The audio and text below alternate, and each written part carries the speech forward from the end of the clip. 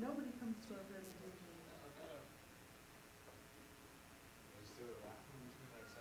Were there a lot of people in that room?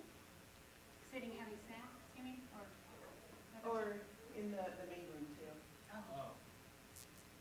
What do they have? So some fish, some good and plenty, and some little. This is what I. Okay. Oh, this is the talking. Oh, hi. Welcome. Are you staying? Pardon? Are you staying for this? Or Yes, I am. Could you grab a clipboard, please? And if you need a pen, there's one, and get the. Okay. Oh, for a raffle ticket. Oh, we're doing a raffle? Hi. Hey, Hey, I love raffles. Transition the path to adulthood. No. Okay, you're already there, right? You've already landed. And I love, did you buy this today? No. Thanks.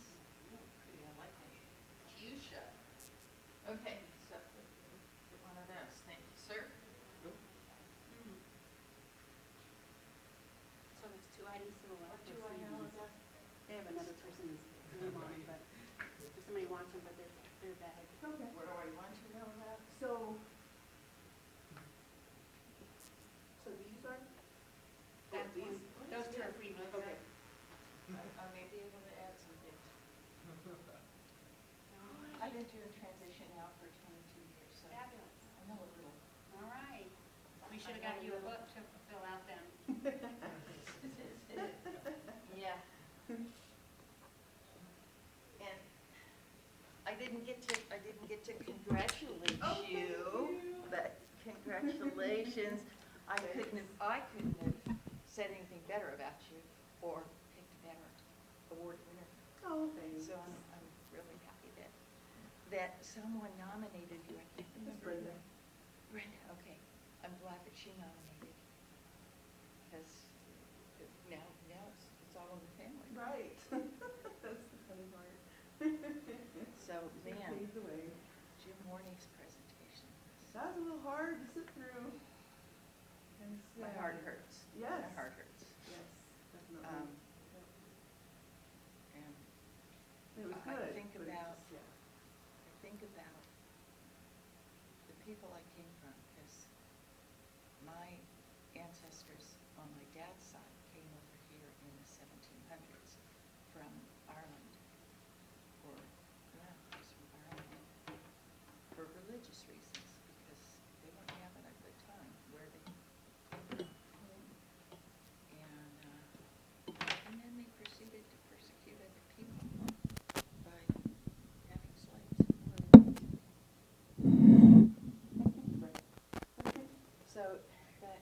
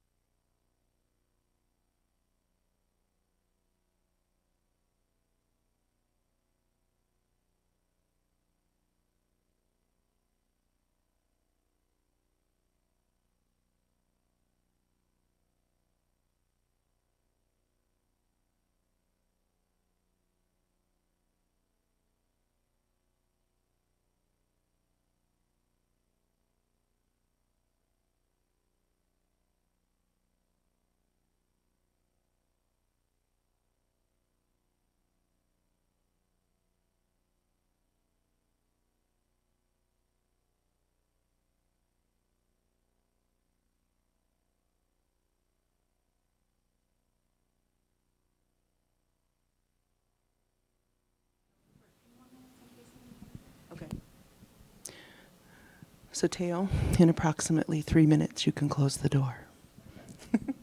Okay, so we're going to get started. Thank you guys so much for being here and choosing to attend our session. We're glad that you're here and that we get to spend a few minutes with you. My name's Tana Treetop. I think you heard enough about me today, so that's about all I'll say. And then my son Mateo Treetop's over there by the door, managing the raffle and the tickets. And so we are going to go ahead and get started. I'll turn it over to my co-presenter. Hi, good afternoon. My name is Kathy Quintana. I work with Fort McDowell Yavapai Nation. I'm the special education advocate for the tribe. I've been there 19 years and also the home visitation supervisor for the Birth to 3 program. Thank you for coming to our session this afternoon. We know it's late. It was hard to compete with snacks. We understand. We got a little up here too. So this was originally designed as a panel, and it turned out Tana and I ended up here together. We worked together a long time ago, and we just want to congratulate Tana once again and all her efforts in special education. Give Tana another round of applause here. I've been fortunate to work with Tana and learned and continuing to learn from Tana as well. So the topic that we want to talk about today is smoothing the path to adulthood for students with disabilities, also known as transitioning, those type of topics that some of you may be more familiar with than others. We have the presentation. We're not putting it up. We just want to have a conversation, and that's why we design the room as it is, so that we could have more of a conversation. So what Tana and I would like to do is go through our handouts, we have 5 key points that we're going to be talking with you about today. Go through those. We'll spend about 20-25 minutes going through those topics.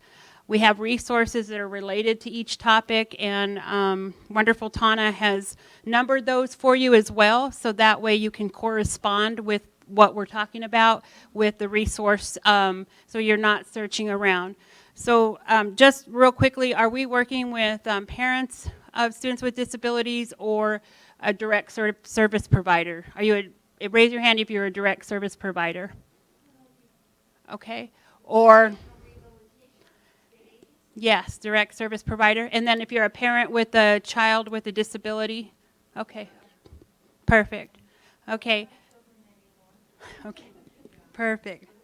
So we're going to give you a blank copy to take home with you as well, because we wanted to make what we're talking about actionable as well. So if you're working with a student with a disability, you have one, that this can be an outline for them to help them as they're progressing. What steps do they need to do? What things do they need to think about? And there's many, many, many steps, and there's so much we could talk about today. We narrowed it down to the 5. So thank you. You had in front of you a sheet that you started on. We'll finish that. We'll wrap that up. Those first 2 are for you. And so on the part of what do you want to know, first listen in to our comments, discussion, and then if we don't cover it, then we'll check back in with you and answer that for you. And if we can't get an answer, we'll get back to you later with an answer on that. And then at the end, we'll ask you to fill out the last 2. And of course, what will you do with the information you learned today? So just something to think about that. So I'll turn it over to Tana, and she'll start talking on our first point. We're going to take turns with these 5 steps. So I'll do 1, 3, and 5, and Kathy's going to be doing 2 and 4. So if you look at, this is the diagram of the 5 steps. So we put in some main points under each of those 5 steps. And you can sit down if you want, Teo. Take a seat anywhere. But if somebody comes in, just, be prepared. Okay, so starting with the first step. We think can you guys all hear me good enough? Okay. It's weird when you talk into a microphone because I can't hear myself, but it doesn't sound like I'm talking into a microphone. But anyway, so become your best self-advocate. So when you're working with your young adult with a disability, it's really important. I feel like all the other steps are dependent upon this step. of becoming helping them become a self-advocate. So there's a lot that's involved in that. And hi, glad you're here. Come on in. Can you get her a clipboard and okay, he'll get you set up. Thanks for being here. Okay, so helping your young adult become their best self-advocate. So it's important for them to learn about their disability and disability history, because what I've seen a lot of times is youth with disabilities, they've endured, some negative experiences through school and life. And, it's important to help them feel, not negative about who they are as a person with a disability. That's a crucial first step, because it's going to impact, what they do with the rest of their lives. So, having those positive discussions with them, and it doesn't happen overnight. Thank you, Teo. And so, hopefully you can start when they're young, to let them know that, their disability is just part of who they are. There's a lot of things that they can do and accomplish, because there's a lot of negativity and stereotypes and, I guess, there's of course bullying that happens, and, all these can have a really detrimental impact on the students', self concept of who they are. So it's important to get beyond that and to have them accept, that disability as part of who they are, just a unique characteristic of them.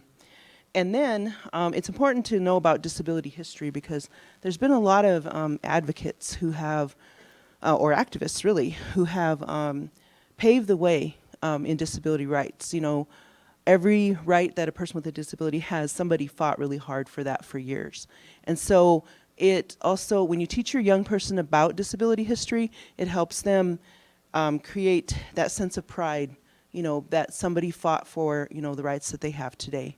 And so that's why it's important to know about disability history. So moving on to, he'll bring everything to you. Thank you for being here. So know and exercise your rights and responsibilities. So as a youth, they need to know what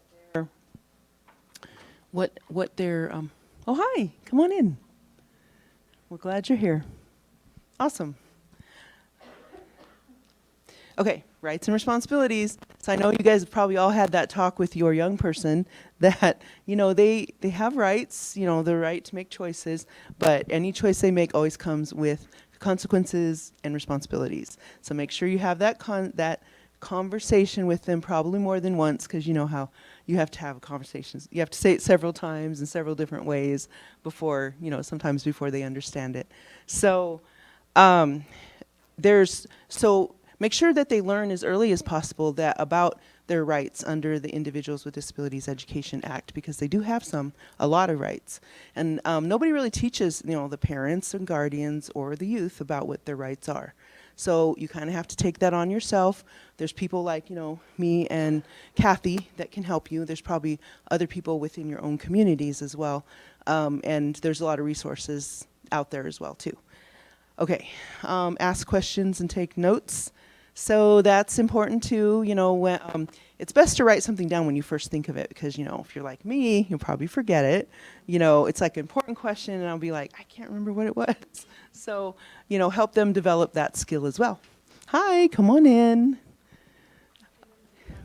Oh, it's okay. Just sit wherever you would like and he'll bring you all of what you need.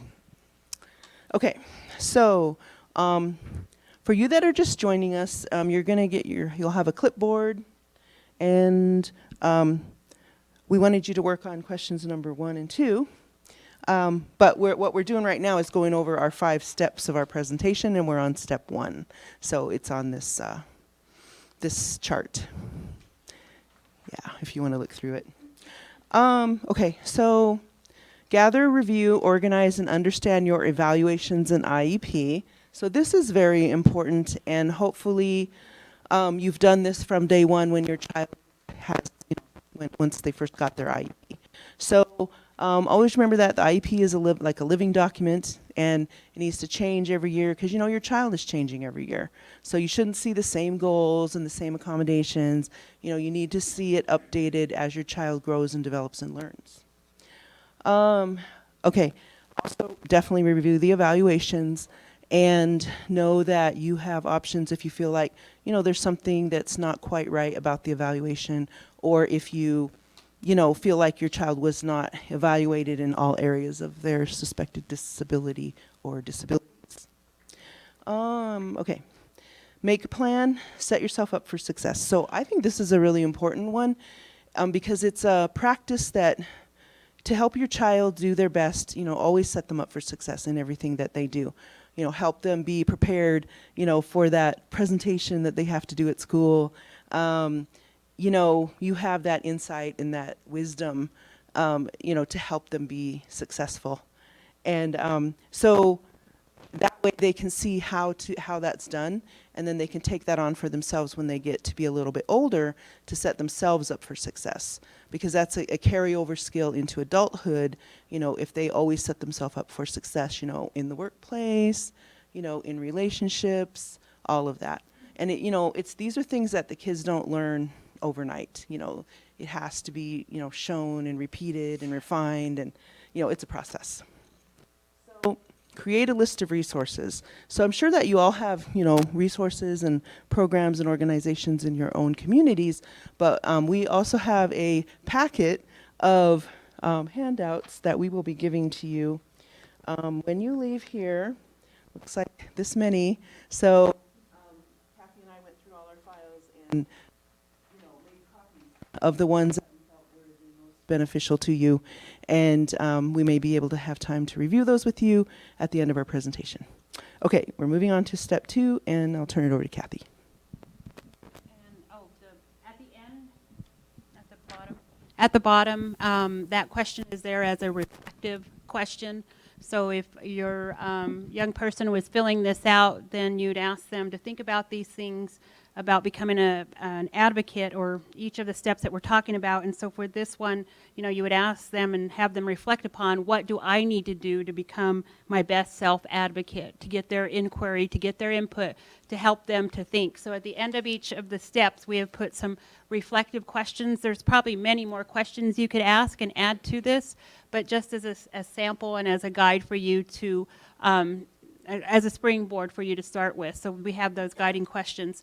And then also in our handouts, as I had mentioned a little bit ago, we have the resources numbered 1 to 5 as well, so they correspond to the steps. So that way you're not just looking, or your young person isn't just looking at a total list. Okay, I'm working on this being a best self-advocate. I can go to 1 and look at these resources that will tell me about this information. So try to help direct them, because there's a lot of information out there, and it can, as we all know, it can be overwhelming for any of us to try to sort through and where do I need to go for this or that. So we designed it that way to make it actionable and then also to support you. Did you have something else? Oh, I just wanted to mention that you guys don't have the resource list that she mentioned just yet, because it's in your packet that we'll be giving to you at the end, because we didn't want to overwhelm you and make you distracted or confused. So we'll give you that at the end. Right, and they correspond exactly to the steps. So there's one in there that talks about being your best self-advocate as well. There's one in there that talks about documents to keep for youth transitioning to adult life.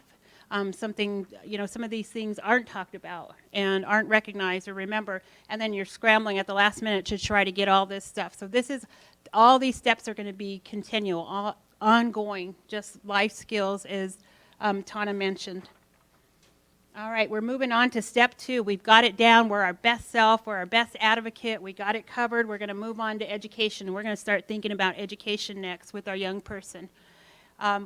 Attend and participate in your IEP meetings. I know that can be challenging for some young people, but this emulates life once again. They're going to learn a lot of skills, how to work as a team, how to communicate, how to self-advocate during this process.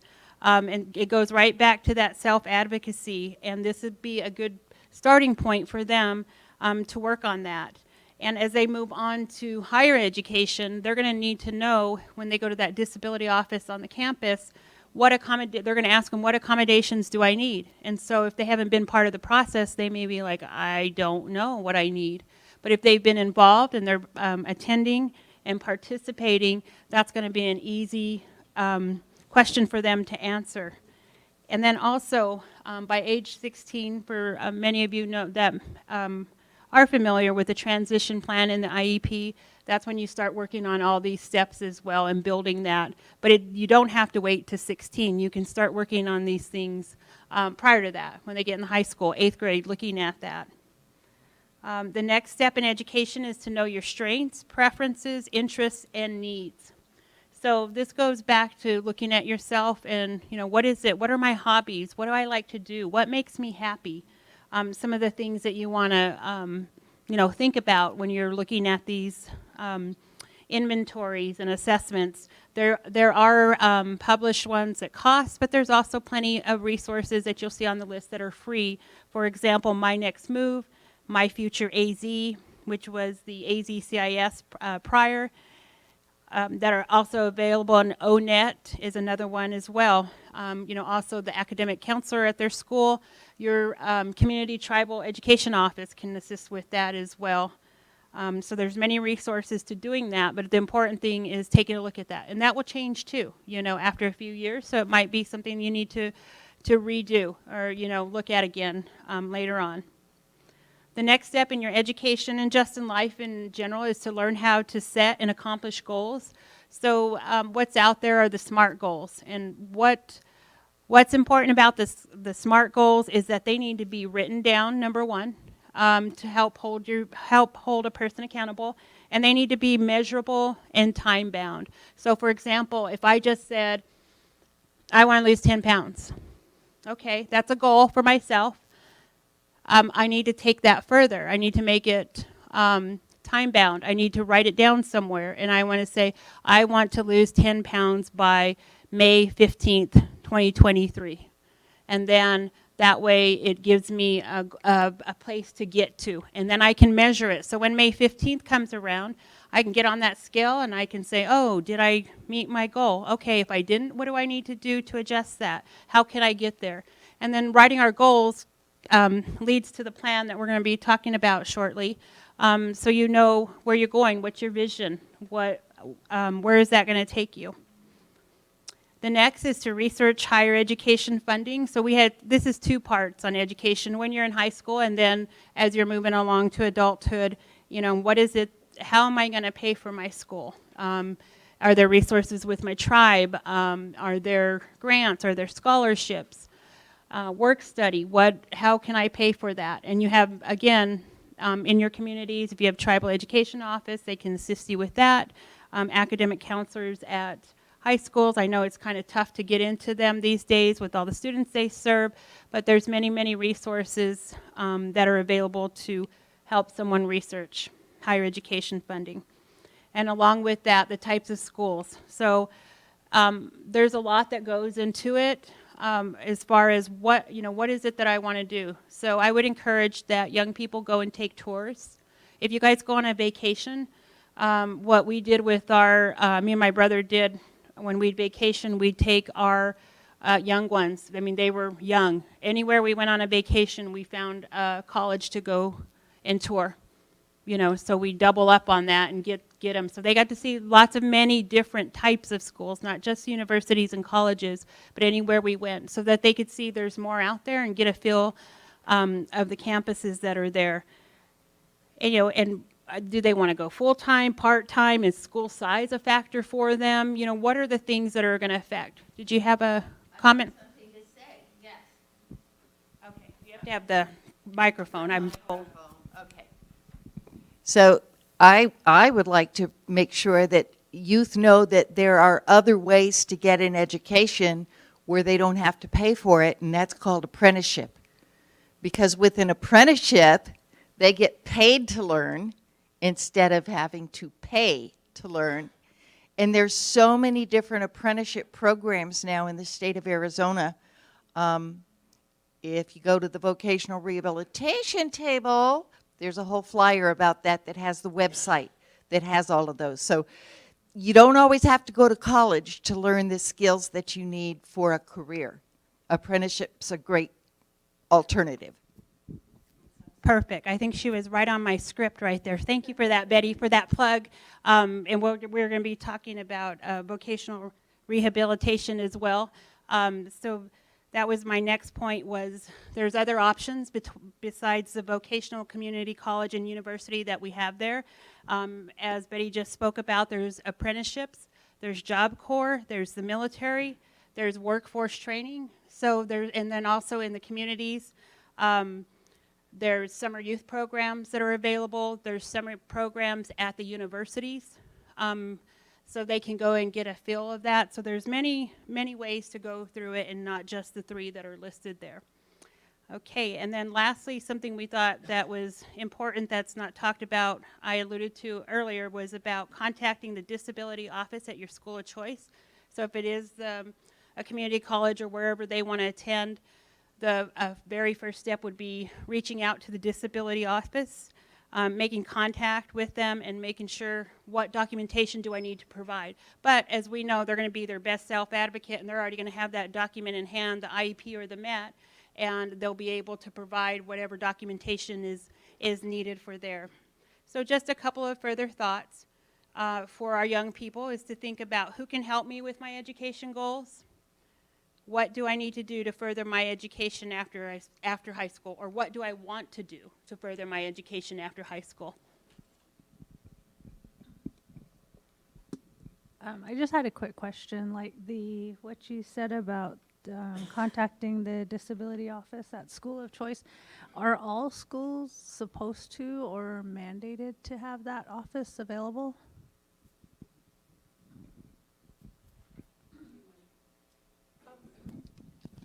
If they receive federal funding, they need to have an office that's equivalent to that.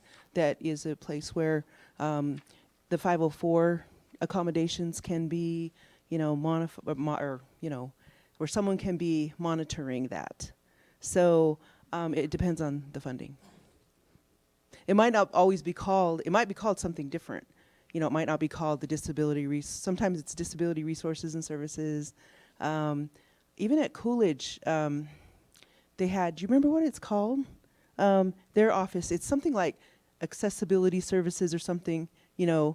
It's something totally different. So it might be called something different. Or ADA advisory. Oh yeah, that too. So thank you for your question. Yeah, good question. And then also something to think about as well, if the young person is pursuing that route, is also, do they have a Native American program or liaison there at the college or university? Because that would be another good first step to reach out to have that support as well for them. All right, Tana, we're moving on to step 3. Moving on. Step 3, employment. Okay. Do you have your handouts? Did you give him a clipboard? Oh, okay. No. Okay, so employment. So helping your young adult that's transitioning into adulthood prepare for employment, it's important to start with completing career assessments and exploration activities, skills and interest inventories. So there's a whole science behind careers. And nobody takes time to explain this to kids. There's actually different, career categories. And, a lot of research was done to match up the unique skills and abilities of students, with careers that they would find enjoyable and interesting and rewarding. And so what I've seen a lot of times in the IEPs that I read, and I read so many over the years, that the transition plan, a good transition plan cannot be written until the student has had very comprehensive transition assessments. So they need to do, the career interest inventories. There's a lot of different steps to it. So you want to make sure that you check that. And if it's not, to me, what's sad to see is when it says under career interest or career assessments and it says student interview. And I'm thinking, what is that? An interview is not an assessment. And that's like the only thing that's listed. So that would not be acceptable. So don't accept that for your student as you're reading their transition plan. And what you could also do is help out the school, because there is a shortage of staff nationwide at schools. you know, and I know why it happens, why I see all the inadequate transition plans is because, you know, there's just not enough people power on campus to do these things. So you could help out and do, because there's so many things that are available online. And when we give you the resource packet, you'll see what we're talking about. Because you can do these, and then you can take it to the IEP meeting where they're talking about the transition plan, and you can say, hey, we completed some of these on our own, and we would like you to consider them as you're developing my student's transition plan. That will help them a lot. There's also a lot of programs and services that can help you with that particular part of it. So you have to make sure that comprehensive career assessments have been completed before you can write an effective transition plan. So moving on to the second step is create a portfolio. So Kathy, can you talk about that? So your portfolio would consist, possibly your interest inventories might be in there to help you, but definitely a resume. A resume would be in there, would be one important piece. Your references could be in your portfolio. If you were, say you were an artist and you were looking for work, you could put a piece of your art in there, or something specific to that industry that you're looking for, something, the nature of your work, or maybe it's an excellent paper that you created, or a project that you've done. You would want to put that in your portfolio, and that helps you as you're going for interviews, etc., to have that information handy with you to be able to share. To sometimes you get on the spot, you're not sure what I should say. Let's open up my portfolio and let's talk about what's in here. Gives you the young person something to put in front of them. And then it would be updated constantly. I mean, you want to put new pieces in there, keep it fresh, update your resume as needed, and maybe those interest inventories. Thank you. Okay, so another, the next one is participate in work-based learning experiences, work study, internship, job shadow. There's a lot of learning that can take place with any and all of these that are listed. So work-based learning experiences are very short, you know, they're not paid most of the time. They're just the student kind of gets to have a short work experience in doing different types of jobs. This helps them learn about themselves and also about what is required in different workplaces. Because, you know, I mean, you guys have probably all had jobs in different places. And so, you know, there's a lot of differences just depending on who you work for, the type of work you do. So encourage your child to participate in these things, you know, as frequently as possible. And, you know, they might be a little bit like apprehensive, but you can help them set them up for success again in these experiences, and we have resources in the handout or in the packet, you know, for you to do that. Also, another one that's not listed here is informational interviewing, and we even have a list of informational interview questions in the packet for you as well. So like you could have your student go interview anybody, you know, your friends, you know, whoever, you know, in the community about and get more information about their job. Yes, Betty, I can't bring you this one because it's not the cordless one. And I wanted to make sure that everybody knew that volunteering is also a great way to learn employment skills. And you can do it as part of what your family does, part of your church family, part of your community group, whatever ways you can do that. And chores. Chores are good. Hear this, mamas?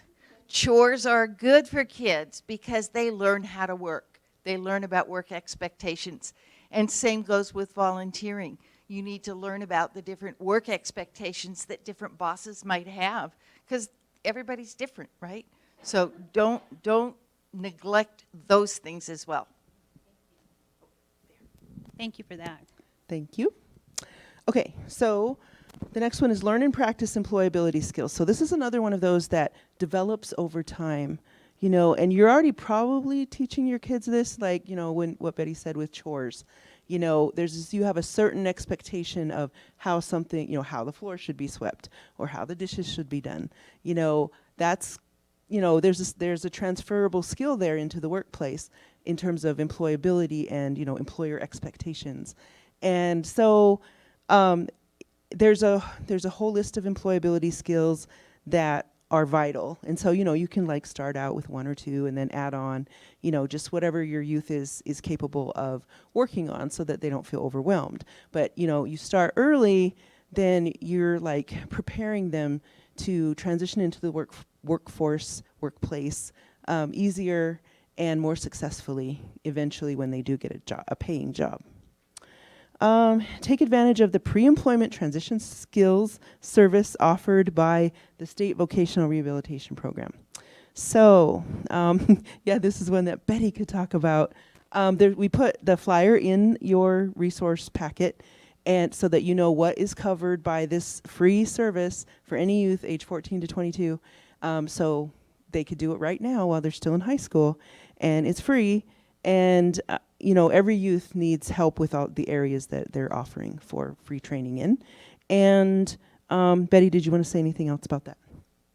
It's youth with a disability. Yeah, youth with a disability. It's pretty. It is. So, okay. And then at the end, when you review this same form with your youth, make sure they fill out that last part, have them answer those questions, who can help them, because this is part of them making a plan to increase their knowledge in this third step of employment. Thank you. Moving on to step 4. Thank you, Tana. Step 4 is on independent living. And I wanted to say one thing before I start this, just to realize that there are different support services for, we have what we talked about, the disability offices or the accessibility offices, the Native American supports that are available on different campuses, both in high school and in secondary education, but also just to think about there are many resources for all this area for youth who were in foster care. So there's a whole nother set of services for them, and so if that's something anybody's needing, we can also provide you information because they have certain services that are available to them, and a lot of people aren't aware of them. Of those as well, but we'd be able to help you find those if that's something that you're needing. I have a question about what you just stated. What about, I know with my tribe that, some students or some kids are sent off to like rehab places, rehab homes. And my niece actually went through our behavioral health and was sent to a level 1 facility, and she aged out of it. So she's in a group home now. Is that something that she could also take advantage of, even though it's not like a foster home or foster place?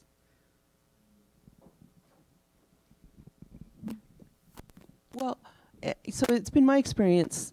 So I used to work for the Tribal Social Services Department before I did what I do now. So in those cases, because what they were focusing on when the youth were in those types of facilities was, helping them with their whatever the issue was of why they were placed there. So education was kind of a little bit like secondary, and so but they're still, they still are, a youth who is school age, who is getting some kind of schooling. Most of the time, they were getting like online schooling. Was that her experience? Yeah.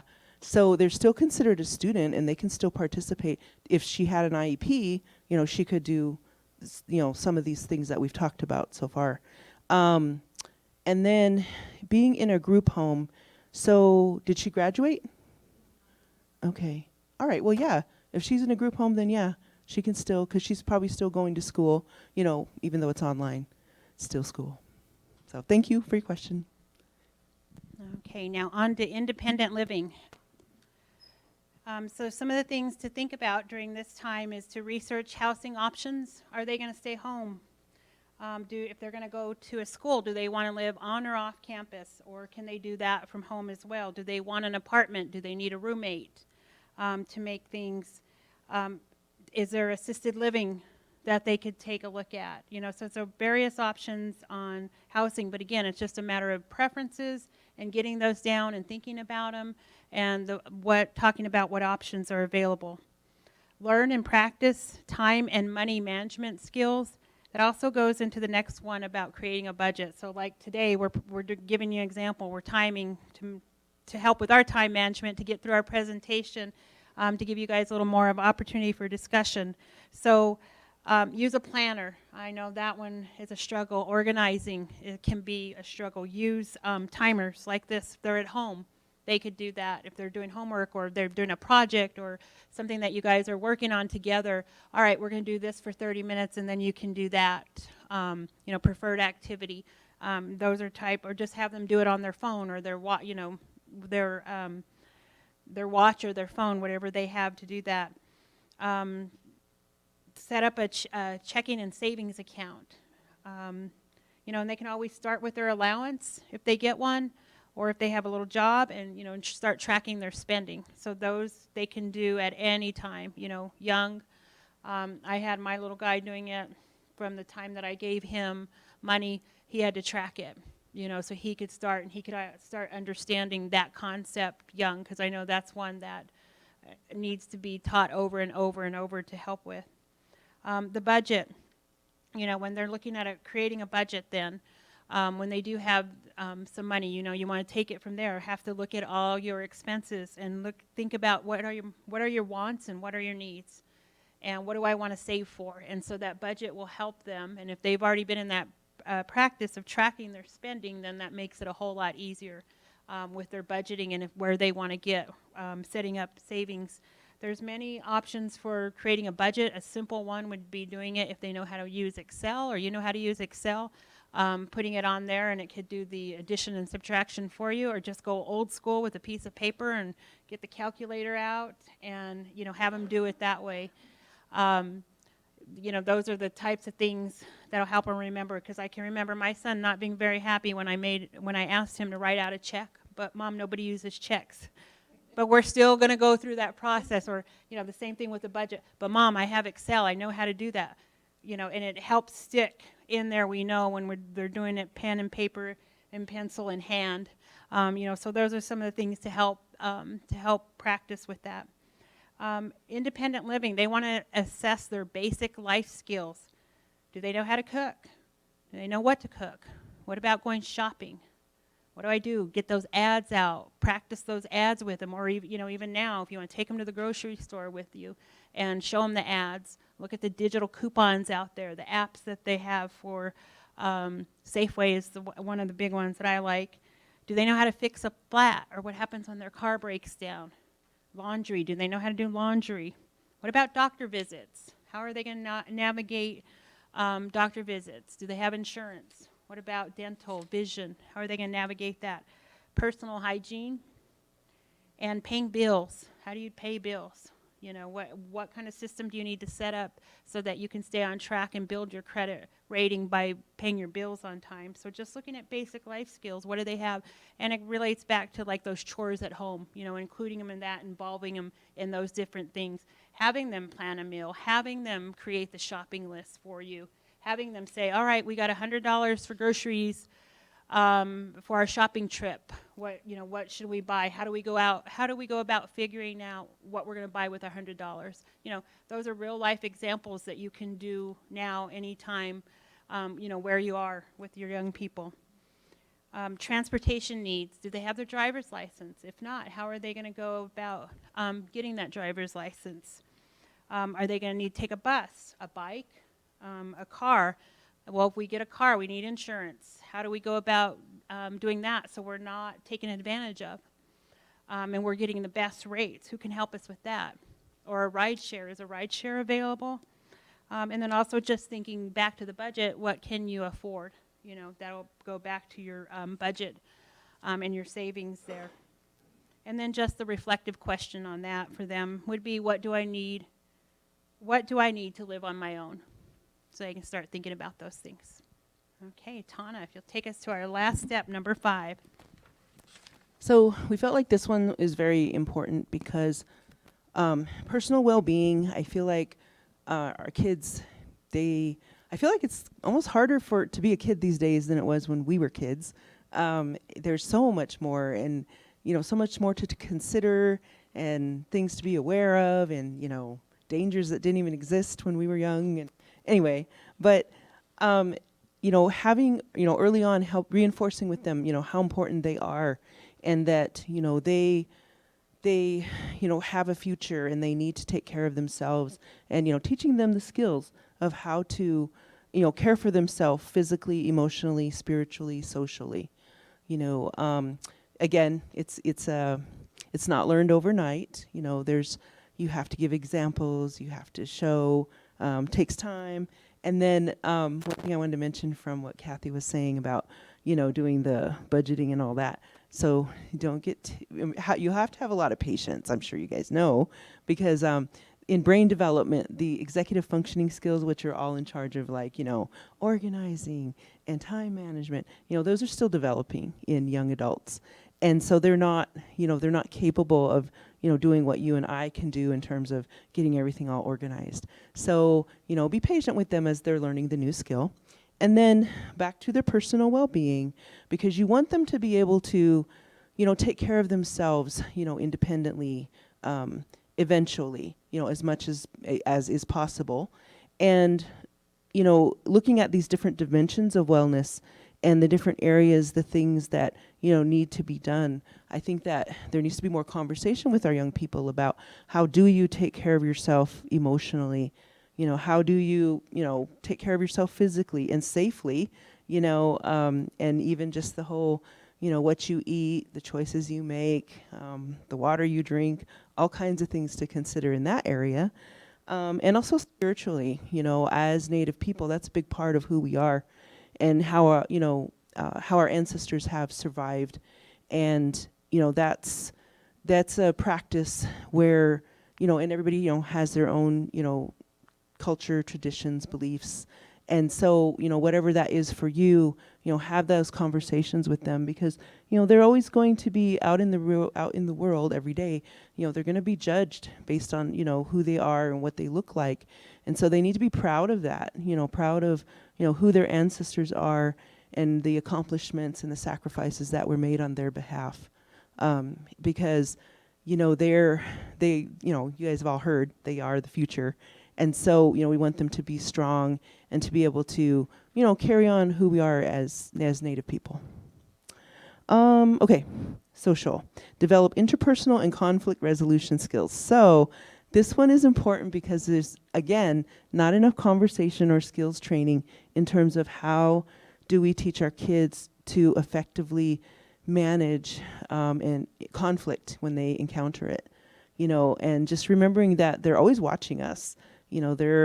I'm sure there are times when, I probably didn't set the best example in terms of, how I managed conflict. And I'm sure Mateo's probably thinking, yeah, I can remember a few times. But anyway, just remembering, having that conversation with them. And even, things come up in life, your interaction at the store, or what happened at school today. There's plenty of opportunities to help them, realize that they have choices, and there's ways to turn bad situations around, and, to minimize the damage that it does, when they encounter something negative. Another skill that I feel like belongs in this area, which is maybe not specifically listed, is teaching them how to have a decision-making process. Because what comes to mind is my older son, who's very impulsive. And so he would be like, oh yeah. He would just realize that there's something that he wants to do, and he would totally bypass that step of, just because you can do it doesn't mean that you should do it. Like you need to step back a minute and see if that's really a good choice for you. Like it was all about, oh yeah, I could do that. And then he just goes and does it. And, it was detrimental to him in many ways. So anyway, just helping them know how to make decisions. I feel like, and that's another skill, again, that develops over time. So whatever your own decision-making process is, like if you guys are thinking about buying a new car, say, have that conversation with them and say, okay, I'm going to buy a new car.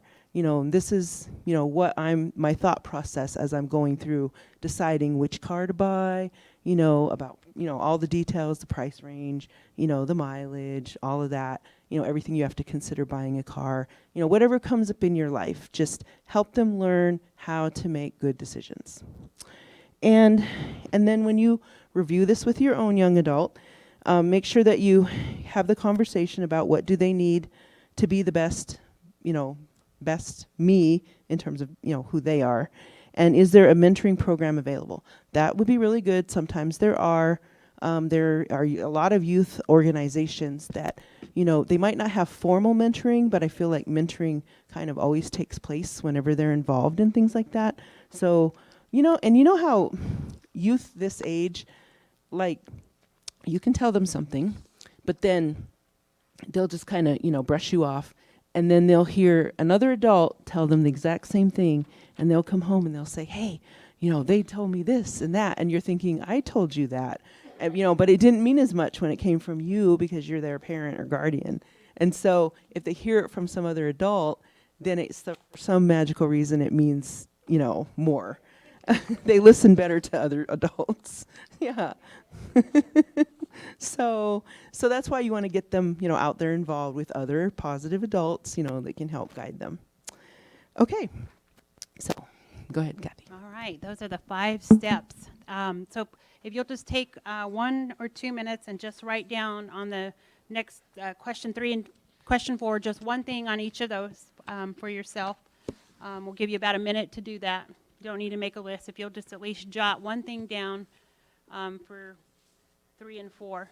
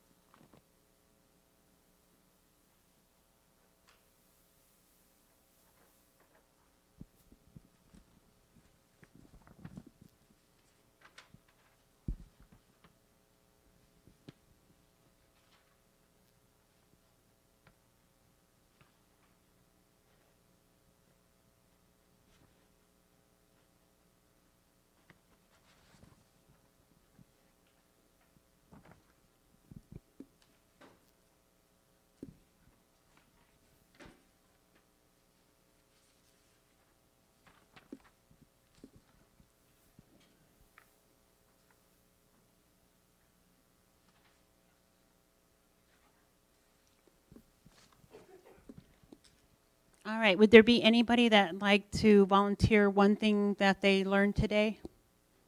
If anybody would like to share with the group one thing that they learned today? We'll bring it back here. I guess my first thing is letting go. I've been taking care of my grandson since he was a baby and he just turned 18. A lot of this is kind of overwhelming for me. It's the part to let go and let him know he needs to kind of be on his own. It's going to be hard because I've done everything for him since day one. And now that he's 18 and I have legal guardianship over him as an adult, and he asked me what happened at court, and I told him the judge said you have to pay bills. And he says, no way, but he keeps talking about it. I have to pay bills. I said, because you're an adult now, you have to pay bills. And right now it's kind of hitting me that I need to let him go and do some stuff on his own. And it's really hard for me right now because I don't want to let him go. I just learned so much that I know I need to do, that I need to get into to help him get on with what his life. I know he wants a job, he wants a car, but I need to motivate him more to do that part for him so he can be on his own. Thank you guys. Thank you. Yes, that's always tough, and that's reflective in looking at all of this. Is we at some point we have to let go, but just remember we're always there. We're always going to be there in their heart with them. And all those teachings that you have given him and that we have given to them will be there, and will be there in their heart. And, you know, and we may not see that, you know, as we talked about immediately, but it will be there. And I thank you so much for sharing. And just know that you're not alone. There's many resources out there to help support the both of you in this journey, in that next step that you feel for your family what you need to take.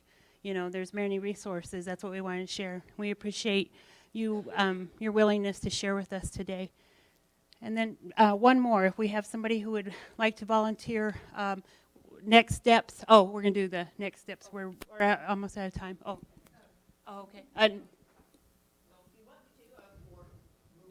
Okay.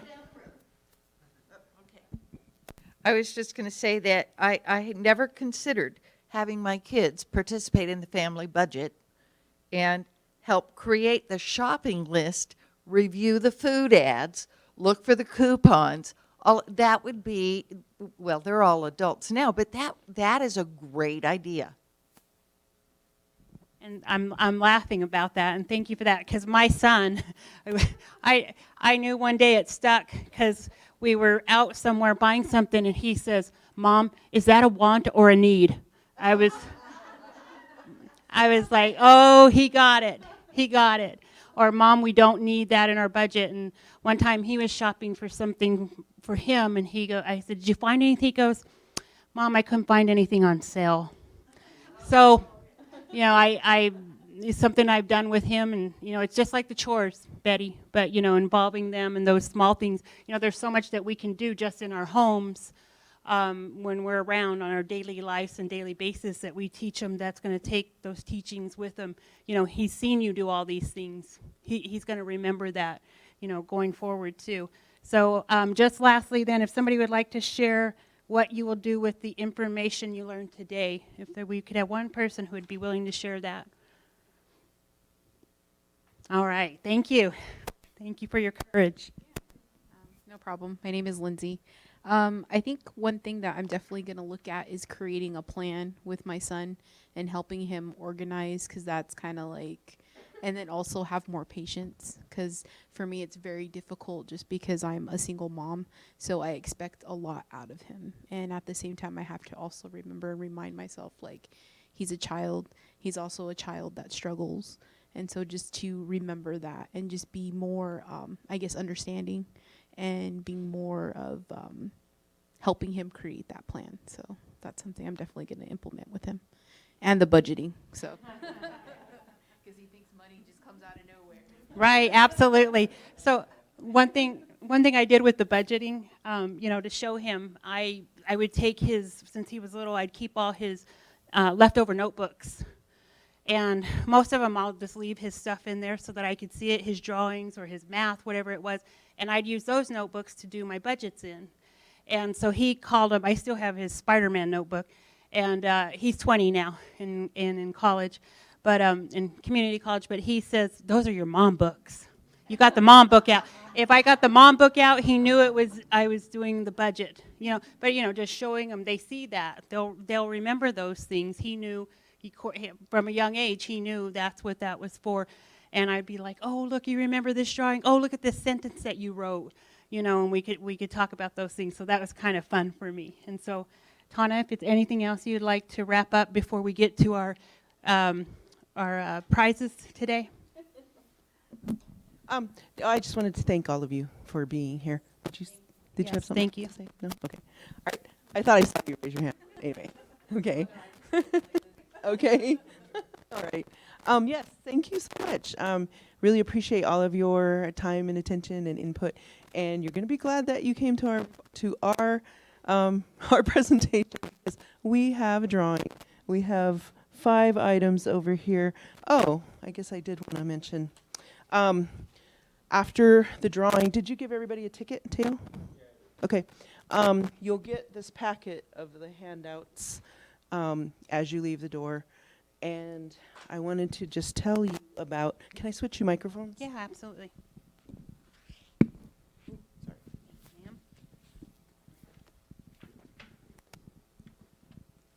So, I'm having the same items, you know, the honey from Rango Honey, and then also the tepary beans, the brown ones. So those are two of the items. But the two books that I have, one is called Listen, How Evelyn Glennie, a Deaf Girl, Changed Percussion. So it was an award-winning book this year. So that's one of the books. And the other one is Thunder's Hair. So this is different from Bear's Braid, which was given away this morning. So it's the same theme about, you know, having, you know, pride in your long hair and, you know, knowing why you wear your hair long. But it's by a different author and, you know, just the same theme, but a different author. So I just wanted to mention those are the books. And then we also have Kathy donated, you know, one of the clear bags from Fort McDowell, because you know how sometimes when you go to events and you have to have a clear bag to carry stuff in. So that's an item as well. So we'll be drawing for those. Oh, and we have a couple of other items that if you want, somebody wants to take those, you can. But anyway, so we will now have the drawing proceed, Mateo. So when he draws the number, then you can just come up and pick whatever item you would like to have. And we'll also have